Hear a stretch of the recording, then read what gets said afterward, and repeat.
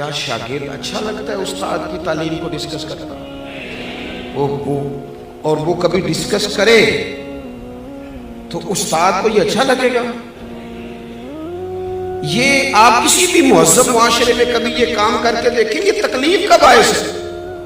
لیکن میں کس طرح یہ بات عرض کروں کہ لوگ امتی ہو کے نبی پاک کا علم شریف ڈسکس کرتے ہیں، وہ لے کے بیٹھے ہیں اپنے پاس کاغذ قلم اور لے کے بیٹھے ہیں حدود اربع کہ ہم بتائیں گے اتنا تھا اتنا نہیں تھا۔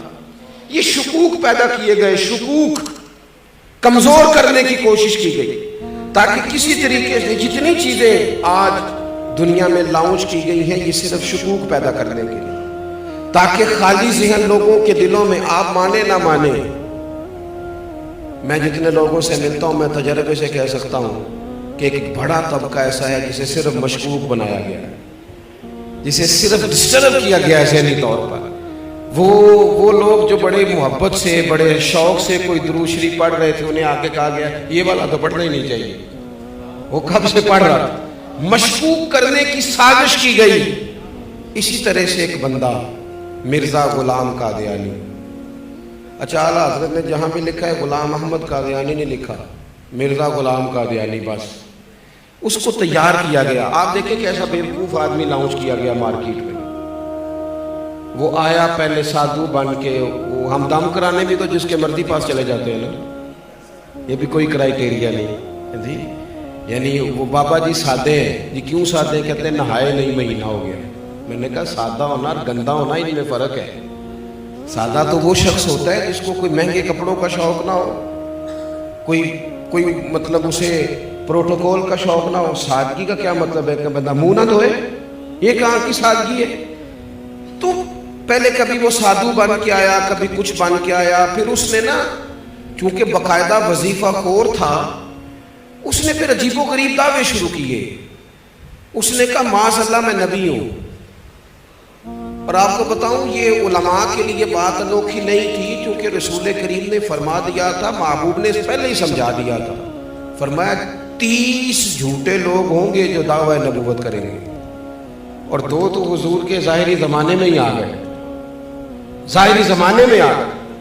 تو یہ حضور نے، اب اس نے کیا کیا؟ اس نے کہا میں نبی ہوں، پھر عجیب و غریب تعویلات کرنے لگا۔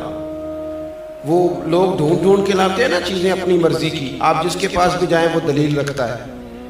جس کے پاس بھی جائیں وہ کوئی نہ کوئی اس کے پاس کہانی ہوتی ہے، سٹوری ہوتی ہے۔ وہ تو ابو جہل بھی کہا کرتا تھا کہ دیکھو جی اچھے بھلے رہ رہے تھے، اور یہ انہوں نے ایک بھائی کلمہ پڑھ گیا، دوسرا پڑھتا نہیں، گھر میں لڑائی شروع ہو گئی۔ کہانی تو اس کے پاس بھی تھی نا، وہ یہ بھی کہتا تھا دیکھو جی ہمارے باپ دادا کو کہتے ہیں وہ گمراہ تھے، حالانکہ وہ تھے گمراہ۔ تو کہانی تو کوئی نہ کوئی اپنے دفاع کے لیے سب نے بنائی ہوئی ہوتی ہے معاذ اللہ۔ اس نے جب کہا میں نبی ہوں تو وہی لوگ میدان میں آئے جو ہمیشہ آیا کرتے ہیں، وہی لوگ آئے، علماء ربانی جی، مارے کھائیں، جیلیں کاٹی، مولانا نیازی کو تکلیف ہوئی، کئی مہینے جیل میں رہے، حضرت سید خلیل شاہ صاحب علامہ ابو الاسناد صاحب کے بیٹے جیل میں گئے، 20 درجنوں علماء پابند سلاسل ہوئے، اور جب اس کے گرد گھیرا تنگ ہوا تو تعویلات کرنے لگا، کہنے لگا نہیں میں تو ذلی نبی ہوں، میں تو امتی نبی ہوں۔ بھئی یہ کون سی نئی تعریف تم نے گٹھی کی ہے؟ اپنے لوگوں کو سمجھانے کے لیے، قائل کرنے کے لیے، آپ میری بات کو سمجھیں اچھے طریقے سے۔ ایک بڑی عجیب بات ہے دنیا کے اندر کہ لوگ کہتے ہیں یار یہ تو ان کے گھر کا آدمی ہے، یہ گھر کا آدمی آ کے یہ بات کہہ رہا ہے تو یہ تو نہیں غلط کہہ رہا ہوگا۔ ان لوگوں نے یہ کیا کہ اسلام کا لبادہ اوڑھ کے جب یہ کہنا شروع کر دیا نا کہ حضور آخری نبی نہیں، معاذ اللہ، تو انہوں نے ایک دروازہ کھولنا چاہا، ایک نیا شک پیدا کرنا چاہا۔ وہ جو امت حضور سے وابستہ ہو گئی تھی پوری طرح، ان کے ذہنوں کو منتشر کرنا چاہا، ایک نیا دروازہ، تاکہ جس کا جی چاہے وہ اندر آ جائے، جس کا جی چاہے وہ اندر آ جائے۔ اب ضروری تھا کہ ان لوگوں کی علماء نے حکم شرعی بیان کر دیا تھا، اعلیٰ حضرت نے بہت پہلے لکھ دیا تھا کہ یہ کافر ہے بلکہ مرتد ہے، اور فاضل بریلوی نے یہ فتویٰ دیا کہ جو اس کے کفر میں شک کرے، آپ کی توجہ ہے میری بات پر، جو ان کے کفر میں وہ بھی کافر ہے۔ اس لیے کہ جس طرح اعلیٰ حضرت فرماتے ہیں جس طرح اللہ کو اللہ ماننا، صمد ماننا، بے نیاز ماننا، لم یلد ولم یولد ماننا ضروری ہے، یہ جملے ہیں، فرماتے ہیں اسی طریقے سے نبی پاک کو آخری نبی ماننا بھی ضروری ہے۔ اور جو آیت میں نے قرآن مجید کی پڑھی، ما کان محمد ابا احد من رجالکم ولکن رسول اللہ وخاتم النبیین،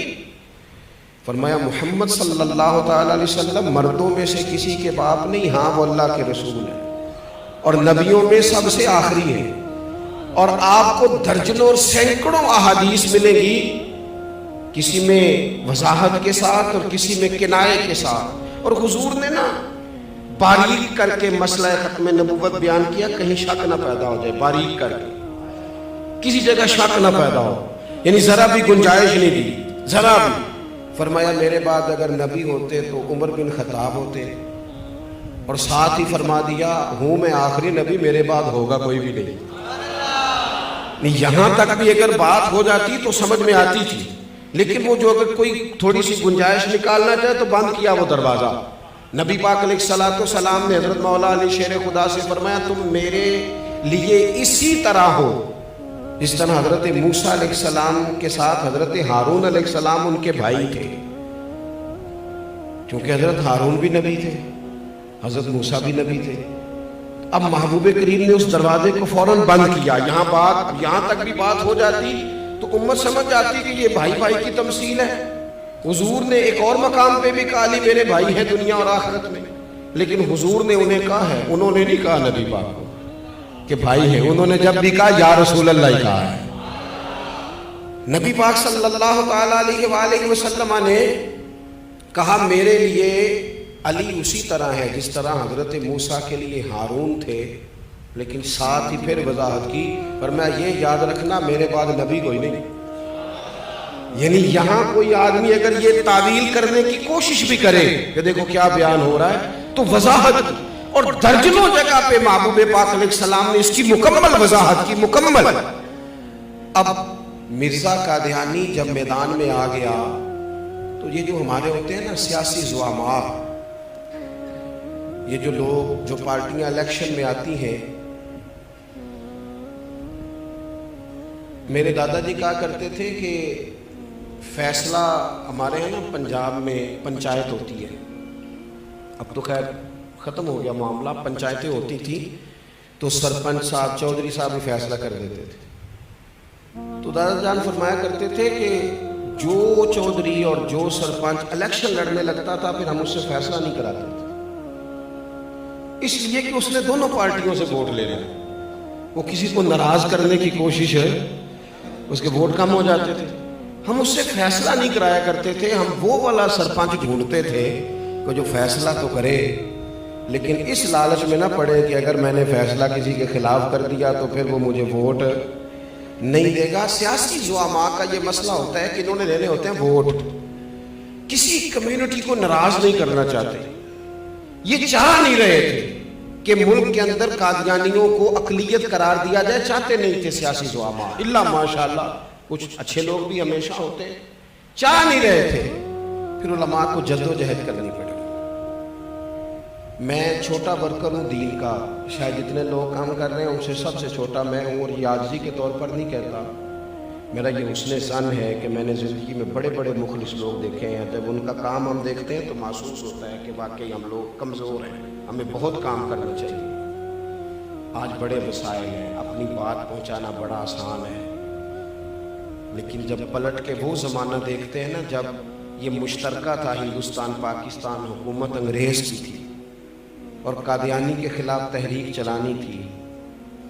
تو کتنی جد و جہد کرنی پڑی اعلیٰ حضرت فاضل بریلوی، کتنی کوشش کرنی پڑی پیر جماعت علی شاہ صاحب کو، اور شہزادے ہیں حضور غوث پاک کے پیر میرے علی شاہ صاحب۔